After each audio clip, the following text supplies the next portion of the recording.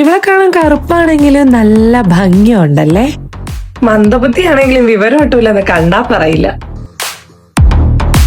എടി ഈ ഡ്രസ്സ് ഞാൻ ഇടാൻ എടുക്കാം. ആ ഡ്രസ്സ് അവിടെ വെച്ചേക്ക്. അത് പുതിയ ഡ്രസ്സാണ്, ഞാൻ ഒരു തവണ കൂടി ഇട്ടിട്ടില്ല.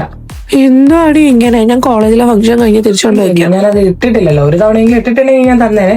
മാത്രല്ല നീ കൊണ്ടുപോയി കഴിഞ്ഞ് കഴിഞ്ഞാൽ അത് വൃത്തിക്ക് കഴുകത്തുമില്ല, കറയും ഒക്കെ പിടിപ്പിച്ചത് നശിപ്പിക്കും.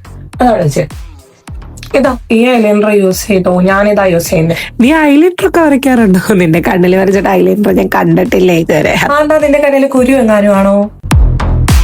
എന്തായാലും കൊള്ളാം. ഈ പെണ്ണിങ്ങനെ രാത്രി നല്ല പകലെന്നില്ല നീ സിനിമാ തിയേറ്ററിലൊക്കെ കറങ്ങി നടക്കുന്നതാണെങ്കിൽ ഒരു കുടുംബത്തിൽ പറഞ്ഞ പെണ്ണുങ്ങൾ കറങ്ങി നടക്കും. അയ്യോ അമ്മായി, ഞാൻ കുടുംബത്തിലല്ല പറഞ്ഞത്, ഹോസ്പിറ്റലിലാ. അപ്പൊ എനിക്ക് പുറത്തിറങ്ങി നടക്കാം. അതെ, നീ എനിക്കൊരു 500 രൂപ തരാനില്ലേ, അത് ഇങ്ങനെ തിരിച്ചു തരണേ. അത് ഇത്രയും നാളായില്ലേ, ഇപ്പൊ തിരിച്ചു വേണോ? അത് ഞാനൊരു 100 രൂപ തരാനുള്ളതിന് നീ അത് എത്രയോ തവണ ചോദിച്ച് പുറകെ നടന്നല്ലേ വാങ്ങി. ഇതിപ്പോ നീ 500 രൂപ വാങ്ങിയിട്ട് 6 മാസമായി. അപ്പോ അതും മറക്കാൻ പാടില്ലല്ലോ. മോളെ ഞാൻ വണ്ടിയിൽ എണ്ണ അടിച്ചു തരാം. എന്നെ ഒന്ന് കുഞ്ഞുമാമാരെ വീട് വരെ ഒന്നാക്കി ഇല്ല, എനിക്ക് വരാൻ പറ്റത്തില്ല. ഇതേപോലെ പറഞ്ഞ വണ്ടിയിൽ എണ്ണ അടിച്ചു തരാന്ന് പറഞ്ഞ് കുറെ തവണയായി ഞാൻ ഡ്രൈവിംഗ് പണി ചെയ്യുന്നു. ഇതുവരെ 50 രൂപയുടെ എണ്ണ പോലും അടിച്ചിട്ടില്ല. പിന്നെയും പിന്നെ എന്റെ തലയ്ക്ക് ഓളമൊന്നും ഇല്ലല്ലോ. അത് മാത്രല്ല, ഞാൻ പോയി പെട്രോൾ പമ്പിൽ ചിരിച്ചു കാണിച്ചു കഴിഞ്ഞാൽ എനിക്ക് പെട്രോൾ കിട്ടില്ല.